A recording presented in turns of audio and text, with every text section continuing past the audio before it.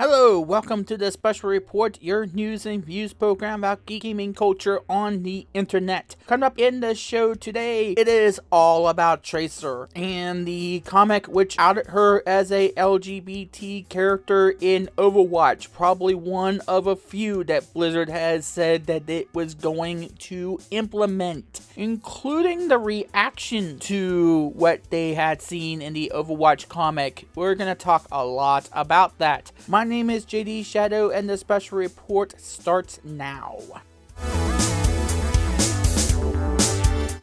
So by now, you have probably at least heard about the latest Overwatch comic entitled Reflections. It's a holiday-themed comic in which it depicts of several of the Overwatch characters, following them as they get ready for the Christmas and or holiday season. The one that is getting the most buzz, of course, is Tracer trying to find a Christmas present for a particular person. We find out that the person is named Emily, who in turn likes what she got, saying is perfect, and the next panel is the one that is going around the internet, and I will just show you what I am talking about. You can no doubt get your own conclusions from that. This has actually gotten a whole lot of praise from many in the gaming community, which a lot of people are saying that this is a good way of diversity in the characters, and the fact that it's Tracer that is the one that is openly LGBT, as Blizzard has said that they were going to make some of those characters as such when they were developing the game, and Tracer was the one that was on the cover. She was in a lot of the promotional material that Blizzard put out to promote the game. This was kind of a big deal when you think about it, because this is the most high profile character and she ends up being a lesbian. However, it is not all sunshine and rainbows and candy canes, no pun intended, because this has also garnered a little bit of controversy, but not from the people you might be expecting. As I said, a whole bunch of the gaming community are saying that this is a respectful and was actually kind of awesome to see that happen. There are a few people who are not as pleased. There are some on the Overwatch forums that are saying that the waifu is dead and they are going to want a refund of the game because of their favorite character being a lesbian. These are few and far between, thank God, and many of those are being called out even from those who are not as keen on the social justice front and are quite critical of some of the things that are going on there. There are also some that thought that perhaps Tracer should have had her girlfriend be another member of the Overwatch roster. And yeah, we will talk about that in a moment when we go into my thoughts about this, because that is actually not a invalid criticism that you could put onto this, but again, we'll get to that. There are some that wonder whether or not it was a natural progression of the character, or if it was shoehorned in there, or if it was written well at all, and yeah, we'll get to that as well. However, the most numerous of criticism seems to be from those who would either normally champion such a reveal, or those who have responded to the aforementioned criticisms, or at least the criticisms that are believed to be said by the majority of Overwatch players. There have been websites that have posted articles such as Crave Online that have highlighted some of the aforementioned criticisms and have took it to mean they are against a homosexual character in their games. Though we will get to how much I believe that they cherry-picked quite a few of those, but there are also those that do not like that it was Tracer that was made into a homosexual due to how they felt she was depicted in the game and in the promotional material. They thought that because of her being a quote-unquote hot lesbian, not my words, but those of one Jonathan McIntosh, and I'm paraphrasing by the way, one of those that echoed this sentiment. It wasn't many, but it was enough to draw attention to it, that she was supporting a male sexual fantasy of seeing two attractive lesbians being open about their sexual orientation. And there are a bunch of tweets that he made. I don't know why people still take this guy seriously. I know some people value his opinions, and that's completely fine, you're free to do so, but I have always seen him as kind of a dick. Now, there have been some people who have said that this could have been just a friendly kiss, this could have been something something that is the norm in some other countries, but Blizzard released a statement to Kotaku, and it does seem as though that this was their intention to have Tracer be ousted this way, saying to them in a statement saying, quote, "As in real life, having variety in our characters and their identities and backgrounds helps create a richer and deeper overall fictional universe. From the beginning, we've wanted the universe of Overwatch to feel welcoming and inclusive and to reflect the diversity of our players around the world. As with any aspect of our characters' backgrounds, their sexuality is just one part of what makes our heroes who they are. From the very beginning of our work on Tracer's story, it just felt right to make this an aspect of her character." Okay, let's get to the easiest criticism to talk about first, and then we'll get to the more loaded ones. Let's first, of course, talk about whether or not this should have been a character that is on the Overwatch roster as being Tracer's lover. And I can't say I completely disagree with that, because that would have actually been kind of interesting to see how that plays out in the game itself. This might have been just a side story. This might have been something that Blizzard was thinking about when they created Emily, and we'll get to Emily in just a second. But I believe the reason why they didn't do that is because if this was another character on the Overwatch roster, that would make things kind of difficult to depict that in the actual game because of the type of game that it is, what genre of game it is. It might be kind of difficult to make that a thing when the two women on opposite teams. It might be kind of difficult to do things in a way that still depicts them as lovers when they're trying to shoot one another. That might be kind of difficult. Though I can see maybe Blizzard, with how clever they could be, they might find a way around it. They find a way around a whole lot of World of Warcraft lore. And if you have seen Warcraft lore, there's a lot of stuff that has yet to be explained. There's a lot of things that don't make too much sense. That has been the general criticism around the lore of Warcraft, but we'll talk about that another time. I can see Blizzard's possible reasoning behind that, and that's just something that I'm pulling out of thin air what their reasoning might be. Since they haven't actually said that, that's just something I thought, hey, that was what I could gather from that. But there is something that would be quite interesting if they did it right. Maybe within the confines of the story, that seemed to be what made the most sense. But one thing I don't think anybody else is actually bringing up, and I like to do that, to talk about something that no one else is about this whole thing, is could Emily at one point in time be a new Overwatch character? Could she be a new playable character? Are they doing it in such a way that, hey, do you like to battle with me? Do you want to be my partner in these matches? Maybe that's something that could be explored down the road. There might be a reason why they introduced her now instead of at the beginning. I know what Blizzard said when they said it didn't want to reveal anything right when the game first released and when it was first announced. They didn't want to have those bias be put in there right away, but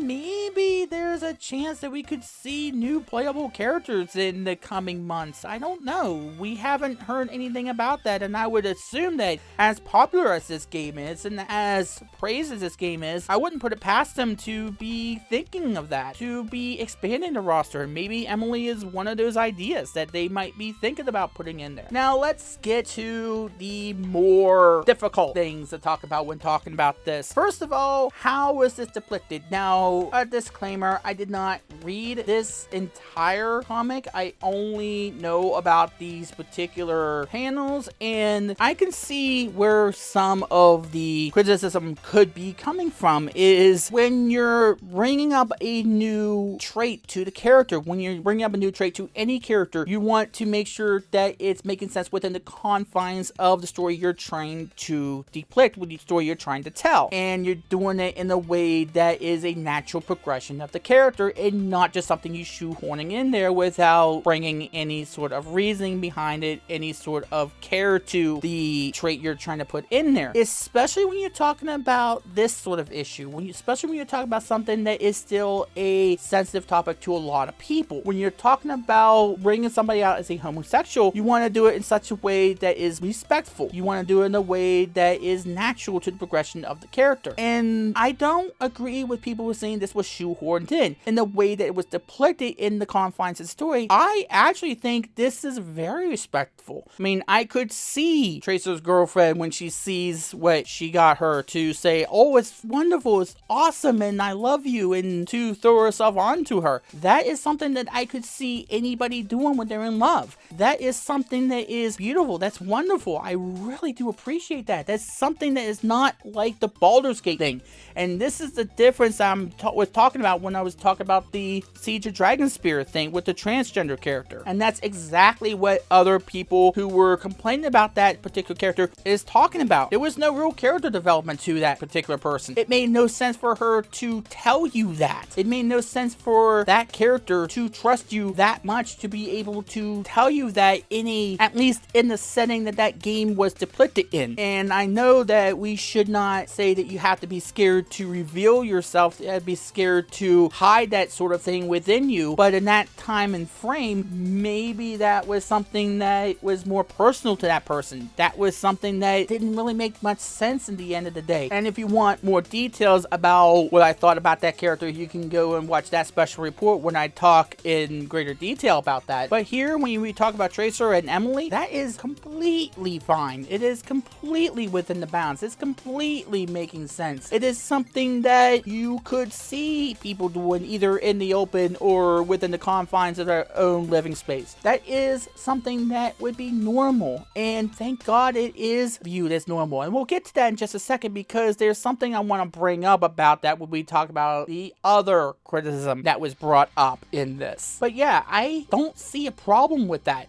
I don't see a problem with how Blizzard brought this up. This is a character that we care about. This is a character that's been on all the promotional material. A lot of people like this character. They are invested in this character's story, in this character's skill level, in what happens to this character, what happens in a lot of these characters. There's a lot of different characters that have deep, engrossing stories. They did a great job in developing these stories, and it's because of that that when we hear something like this, when we see a growth of the character like this, that is good writing. That is good to see that. We are emotionally invested in that character. That's why this is much more effective at not only telling of the story of a character than the Siege and Dragonspear thing was, but it's more effective at viewing LGBT people as normal people. They're not throwing it at your face. This is just a natural progression that ends up happening. They're not thinking of making this into some sort of political stunt. They're not thinking of anything like that. They're saying that, hey, they love one another and they're gonna kiss in the confines of their own private space, or just randomly. That kind of stuff is the last thing on their minds. They just want to show their love for one another, and that's really all you need to show. It's a natural progression of that character. So yeah, I have no problem with this. I have no problem with Tracer's sexual orientation being shown in this way. It is much more respectful than what happened in Siege of Dragonspear. If she came out as a transgender at that point in time, you know what? That would still be much more respectful than what happened in Siege of Dragonspear. Why? Because we grew with this character. We know more about this character. It didn't feel shoehorned in like it did in Siege of Dragonspear. Now, I could go on and on about that, but I want to get to the other criticism about this, and this is where I need to get into some more heavy stuff. And some of the criticisms about how the writing was like, about how it was revealed, segues into this, because we want to talk about the manner in which some people thought that others were going to be homophobic, that there were more homophobic gamers in the spectrum that were playing Overwatch that were pissed off about this happening in the first place in any sort of context than there actually was, and reading way too much into things than what there were. And I went and brought out Crave Online as one of the examples because this had the most examples on them. And to be quite honest with you, when I went onto the Overwatch forums, I didn't see a good bit of those subjects or those comments anywhere on the forums. Now, there is a particular thread that is 145 pages long, and I'm not going to go into all of that because that will take so long to try to get through. But from what I had gathered, most of those people who are posting on the Overwatch forums are either not minding of it, or championing it, or are only worried about about the exploitation of LGBT communities and shoehorning those characters into their games, which I don't think this is. I can assure you this is not one of those times. The issue of Baldur's Gate in Siege of Dragonspear, that was a case where you can safely say that was something that occurred to where it was just exploitative of LGBT communities. This is not. But here's the thing I want to get to with this. You can't just say, hey, this is going on, and then never prove that it is going on. There were a lot more people saying that there were people who were being homophobic and saying that they didn't like the fact that Tracer was gay than people who were actually saying that, to a ratio of about 20-1. And yes, you're gonna have your idiots, you're gonna have your dicks, you're gonna have those people who are generally homophobic and just hating on anything that is not straight white male or whatever.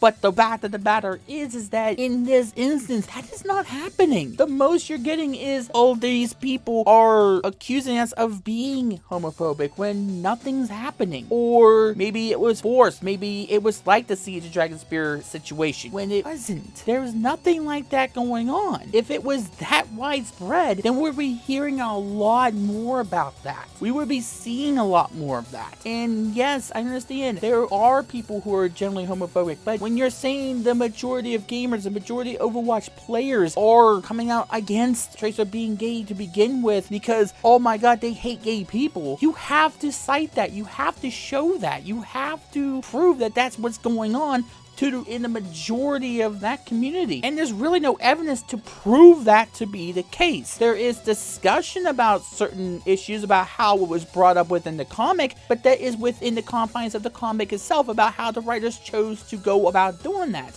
And we can have our own agreements and disagreements there. But just because you disagree about how it was brought up or how it was handled does not mean you're against gay people existing in the video game. That doesn't mean that you're against those types of issues being addressed in the video game or those types of characters being in the video game. That goes into storytelling aspects. It's criticizing the storytelling and the writing and the handling of these issues, not about these issues being addressed in of themselves. And we are struggling to separate one thing from the other. Either that, or we're in a situation where people are ready to pounce on anything they deem as homophobic or bigoted, and then they take something that is clearly a criticism about the writing and how it was handled, about the immersion of that particular scene, and treat it as something that it's clearly not. And it is no easy way to separate those two things from saying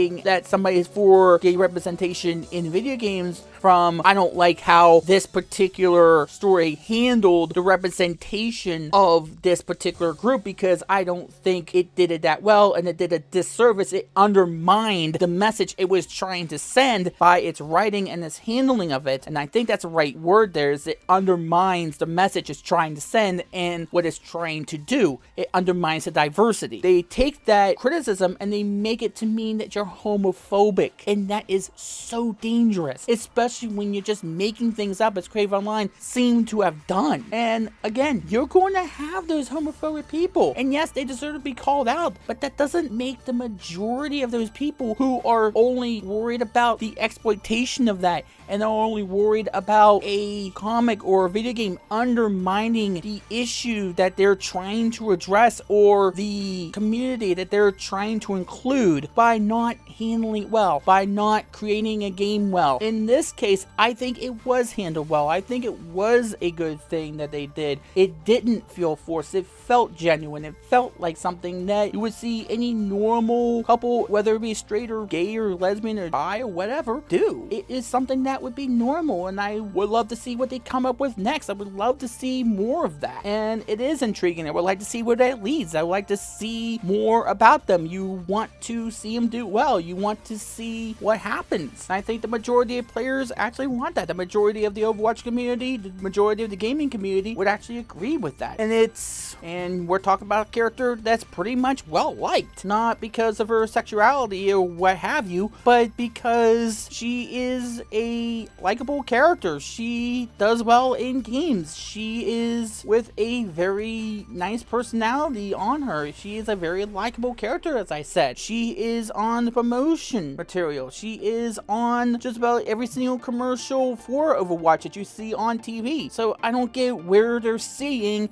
that the majority of Overwatch players are against a gay or lesbian or LGBT character in their game in the first place. But also, I don't see how this is a quote-unquote male sexual fantasy. That is just sending it in a completely different direction. Now you're just not happy with anything that they tried to do. It is not a stereotypical lesbian person, a stereotypical lesbian, and suddenly some people are complaining that Tracer was the character who Blizzard chose to be a lesbian because of the things they were complaining about with her character when the game was first announced. All of a sudden, this is a male sexual fantasy, or whatever phrase was put up there. That makes absolutely no sense, and it just undermines what they believe they're trying to do here, which is to add diversity into places in video gaming. And while that's a just cause, if you are saying that only stereotypical people are allowed to have that role, then you're undermining 3/4 of your entire message there, of your goal there. And it just begs the question, what are you in there for? The actual diversity of our gaming community and the diversity of characters within video games? Or are you just there to prey on those people who actually do care about those in order to raise your own funds to line your own wallets on the back of it? And yeah, it may get me in big trouble for saying something like that, but it begs to be said. This was a good thing all around because it exposed a few people to how they really think, for one thing. Two, this is a character that we have came to know and love because of the spunky personality and about how likable of a character she is, because of how it was handled. It was handled extremely well, and it was handled in such a way that it makes you believe and investing even more into the character, even more than you already are. It didn't do it in a forced and shoehorned way. It felt like it was natural progression of the character, and many people seem to like this change, like this whole idea of somebody who is not a stereotype fill that role. That is such a good thing, and I hope that Blizzard does more things like that, that they continue on that good writing. That is a sense of somebody who knows how to tell a good story. And though, yeah, I do feel for people who had a certain shipping for Widow and Tracer, and yeah, you can do that. There is nothing wrong with that. You can say, oh my god, my pairing was dead. And hey, it doesn't mean that she didn't date Widow at one point or another, but it may also mean that we may be getting a new character at some point in another. Maybe at the end of the day, a lot of people will just think that this is a normal progression of life now, that gay lesbian people should be able to come out of the closet and not only be viewed as normal people, but that whole idea to be viewed as a normal way that everybody could just be open without being labeled as some sort of subhuman person or be exploited by people who would rather fill their own pockets than to actually tackle the issues they're saying that they are trying to tackle. And that's gonna do it for this edition of the special report. Thanks again for watching. If you liked this video, please give a thumbs up to it and leave a comment down below about what you thought about today's subjects. I know it was kind of a heavy subject to talk about, but I feel that diversity also means a diversity of opinions and thoughts and ideas. So please leave a comment down below and tell me what you thought about things. My name is JD Shadow, and that just happened, love.